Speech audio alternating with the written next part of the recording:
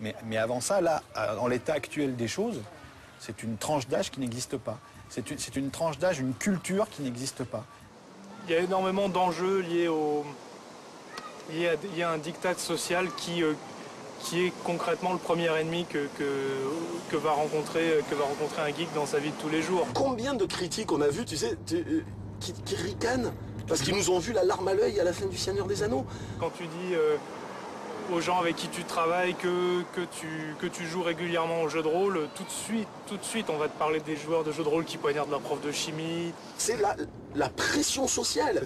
Et la pression sociale aujourd'hui dans notre monde, elle conditionne tout. Et notre rapport à nous-mêmes, et notre rapport au travail, et notre rapport aux images, et notre rapport à la culture, à la politique, à l'idéologie, à tout. Tous les jours à 20 h, vous avez des actualités qui vous conditionnent pour qu'on pense que tout le troupeau pense pareil. Les geeks, eux, ils sont pas connectés que à ça. Ils peuvent être connectés à ça, mais ils savent qu'il y a autre chose à côté. Et cette autre chose leur permet de regarder le troupeau avec une perspective. Dès le moment où on a fait ça, on comprend comment le troupeau est conditionné pour avancer dans une direction qui a été voulue par des bergers. Et les bergers, en général, c'est pour nous faire brouter tous la même herbe. C'est-à-dire que l'objectif n'est pas l'émancipation, l'ouverture spirituelle du troupeau. L'objectif, c'est juste avancer en rang et faites pas de problème. Comme ce qui est le plus important pour un être humain, c'est de s'intégrer au groupe, certains ont tendance à anesthésier leur tendance à ça. Et ça contribue certainement à les rendre névrosés.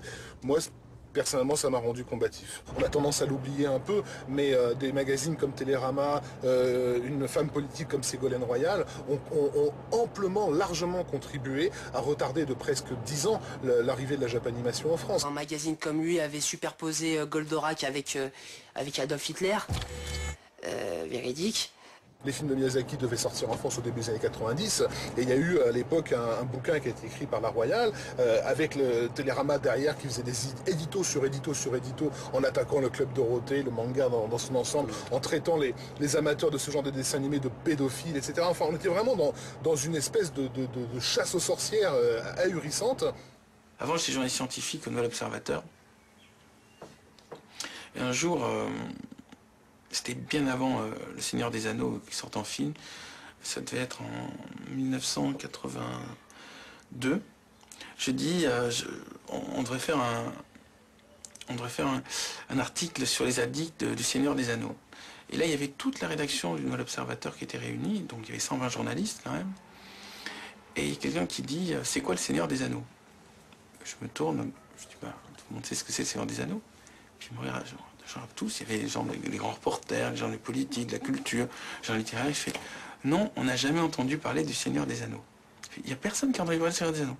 Personne.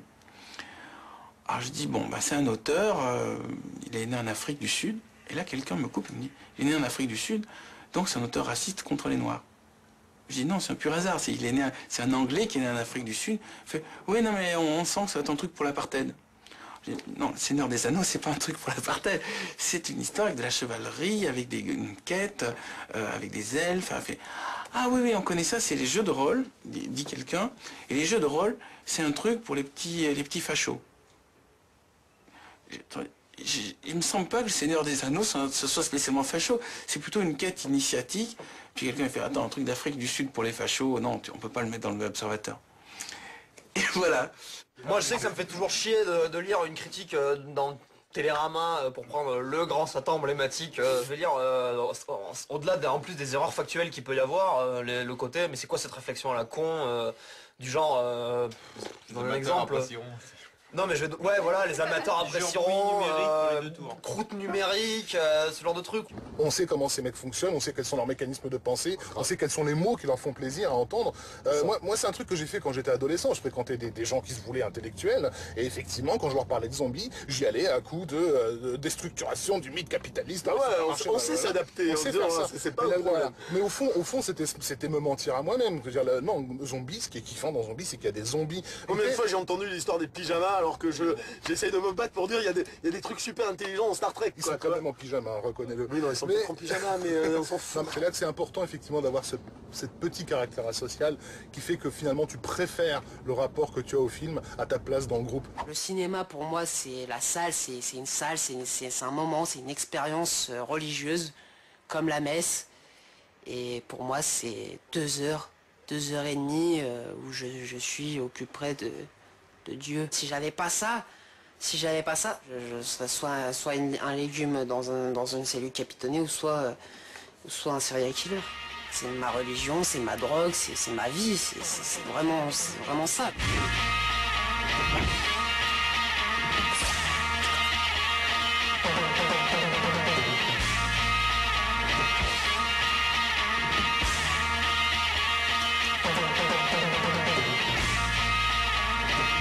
Je pense que la vitrine de la culture geek va en se diluant. Elle se dilue dans la production de masse, elle se dilue dans la généralisation. À mon époque, Spider-Man c'était BD, donc Spider-Man c'est de la BD, je n'ai jamais imaginé le voir en film. Je pense que celui qui a un peu donné confiance, c'est Blade.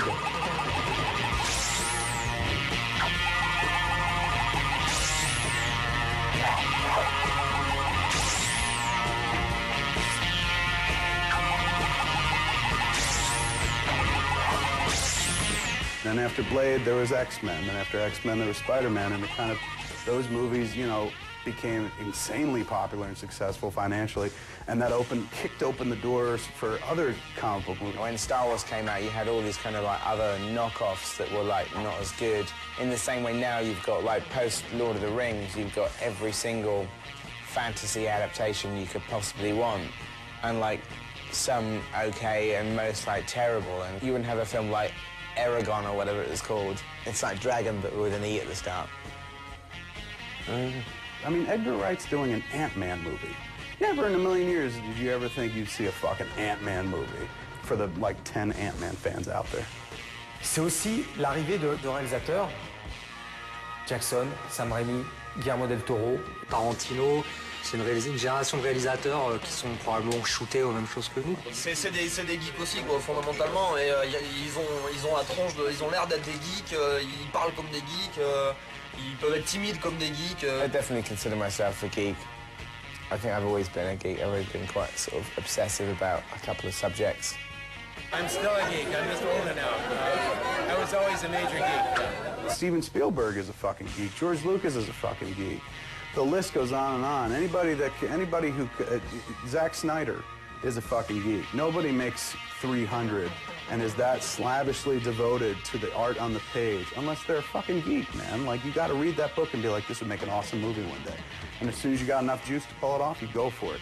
And then follow it up with The Watchmen, come on, dude. That's the geek Bible. It's almost like the studios as well are kind of bowing down to the power of the geek, almost saying, you know what, we don't really understand it, but it seems to be quite popular, so make your film how you want to make it. Do you know what I mean? Because there will be a massive audience for it. In many places, I've seen myself referred to as king of geeks and president of the geeks, and it's always a weird backhanded compliment where I'm like, well, can I be president of the well-liked and thin people? That'll never happen, so I'll take it. At the very least, I got that going for me. The only difference between me and them is that I made Clerks and suddenly I had a film career, but if I hadn't made Clerks, I would still be them, and I am still them. I'm wearing Simpsons Vans, okay? They sold them in certain stores and whatnot, and I was away working the day they came out. When I got back, of course, they were all gone, so I went on eBay, tracked them down. I put $400 in. Somebody outbid me. So finally, I just kind of contacted the seller directly and was just like, look, let's just cut to the chase. I'll give you $1,000 if you take them off right now. And he was like, done. And, I was like, yes, I won. I got a pair of Simpsons Vans. And then when they arrived there in the mail, they were awesome. They're comfortable. I'm glad I bought them, but I'm like, I can't believe I spent $1,000 on fucking Vans. So I got a really tight relationship with those guys. I mean, those are the cats that employ me. As long as I remain at a certain level, they'll be there for everything and support everything. The moment other people embrace it on a mainstream scale, forget it. They want nothing to do with it anymore because you're no longer one of them. You're one of them. Hey, bitch!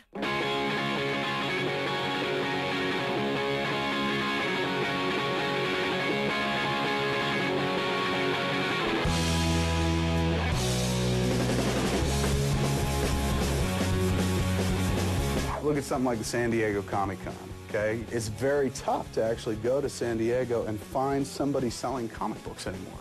Now it's all about, the movie studios go there and kind of show what's coming out next summer. All the networks are lining up with their genre product.